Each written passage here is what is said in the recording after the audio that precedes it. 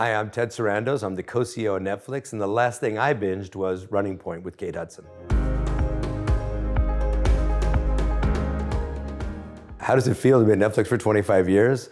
Like a freight train. No 2 years alike, moving from one initiative to the next, and just the speed of innovation that happens keeps it so exciting that I can't believe it's been 25 years. I remember I was the only employee in Los Angeles. The company was based up in Los Gatos, and I ran Netflix content out of my bedroom in Palos Verdes, and would get on a plane and commute back and forth to Northern California, at a time when things were exploding up there. So it was almost impossible to get a hotel room or a rental car. Sometimes I'd go up there and have to stay in San Francisco and commute back. The purpose of Netflix when we first started was we were a DVD by mail company, but Reed Hastings, the founder, always thought that Netflix would be pretty much like it is right now. When I first met him in October of 1999, he described Netflix pretty much like you use it right now. What was interesting about that vision is that the one thing it did not include was original content. When we stepped into the business, how big could this company get? The gold standard at the time for home entertainment was Blockbuster. It was really the only global entertainment brand. It was an enormous company to those days standards of about $8 billion of market cap. And we thought, man, if we could only get that big. The evolution of the living room has been phenomenal, and I think our ability to navigate all those changes is what got us to where we are today. Not being limited by what you see, because what we saw wasn't quite big enough. The idea of thinking, having a bigger imagination. So we have about 300 million subscribers around the world, actually about 700 million users around the world watching Netflix. What I attribute this success to is we are totally 100% focused on their entertainment and their joy. So we bounce out of bed every day to entertain 700 million people and more every day. And that to me is, we never lose sight of who really is in charge of this business. I've always kind of attributed my love of movies and TV shows as, for me, it served as a great escape. Like, I grew up in Phoenix, Arizona. I really wanted to be a journalist, so I read about this bigger world that I was living in. And for me, movies and TV always kind of were transported me to different places. And it played a really important role in my life. I was also not a long sleeper as a young man, so I could stay up late and watch late night TV. So I was kind of deeply rooted in old stuff even when I was young.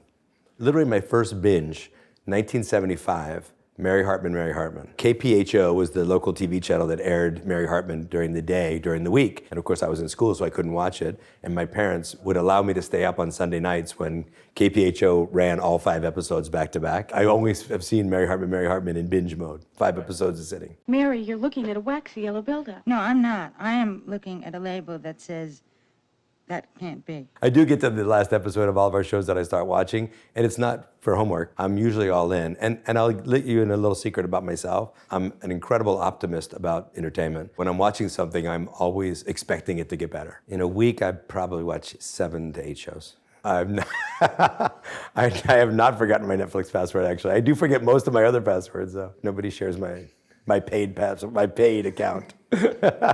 No, at the beginning, all the employees used to get a free membership. We had the realization that we really wanted our employees to experience Netflix like our members, including what the customer service would be like and all those things. So we switched it over and the employees pay for their own memberships. We have the return of our biggest franchises. So we have the finale of Stranger Things, which is going to be incredible. A 3rd season of Squid Game, which the world is waiting for. The return of Wednesday, which all 3 of the biggest shows in the history of Netflix and maybe in the history of television.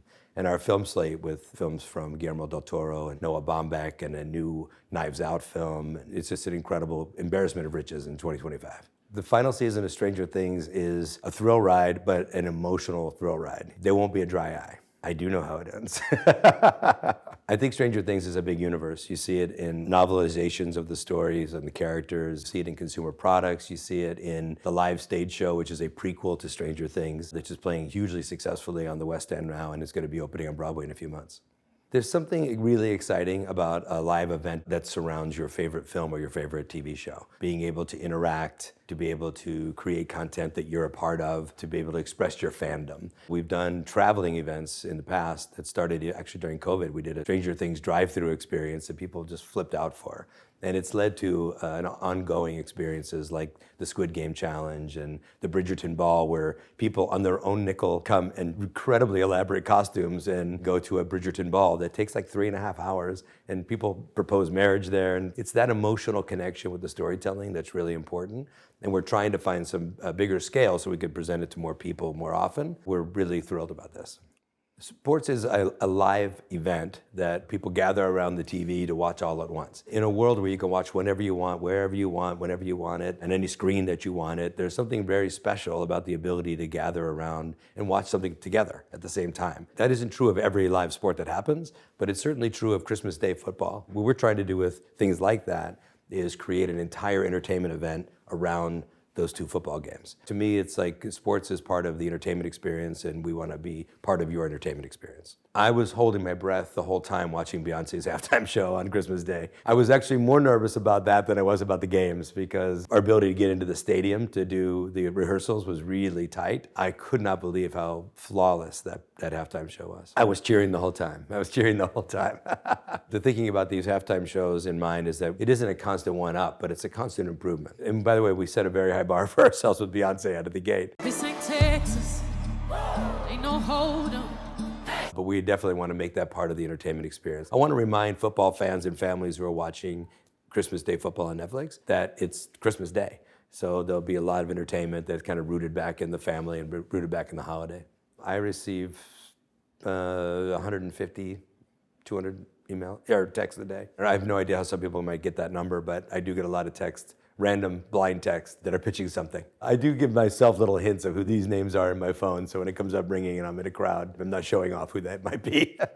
We have worked with like everyone you could dream of working with, and we are currently working with everyone you could dream to work with. Guillermo del Toro, certainly David Fincher. It's really amazing the caliber of people who do the best work of their life at Netflix. I often think of who else and who else. I really cannot name someone specifically who we can't get over the line. I talk to Chris Nolan all the time. We have a very good friendship. I totally respect his desire to make movies for the theaters and his lack of interest in making them direct to streaming. And I look forward to going to see him too. By the way, it is something I get to do less and less frequently, just because it's become more and more difficult to do. What movie I saw in the theater last, I don't know if it counts if I didn't pay or not. Because I went to an Academy screening for The Brutalist. I'm glad I watched it like that. I think about seeing our movies, which are made to be watched at home, but they're made by the same filmmakers, written in the same fashion, shot in the same fashion, shot in the same budgets as the movies you're going to see in the theaters. When we play our movies in theaters, it's always a treat for me, and I'm always surprised sometimes at how often I will see these movies repeatedly and still love them so much. I think I must have seen Roma in the theater at least 12 times during the campaign. I saw Irishman with a 3-hour plus running time. I saw that movie at least 15 times in theaters during its run and during its campaign. And I never tire of the experience. I just know that it's more increasingly difficult for people to do. There's fewer screens, the ticket prices are high. So it's become an increasingly elite thing to do, to just be able to take your family to the theater. I hope it never goes away, but it certainly isn't accessible to everybody anymore. I of course want theaters to continue to exist, and it doesn't have any impact on our outcomes. The reason we've invested in saving the Egyptian theater and the Paris Theater in New York, not to save the movie business, but to preserve the movie-going experience, which I think is really special.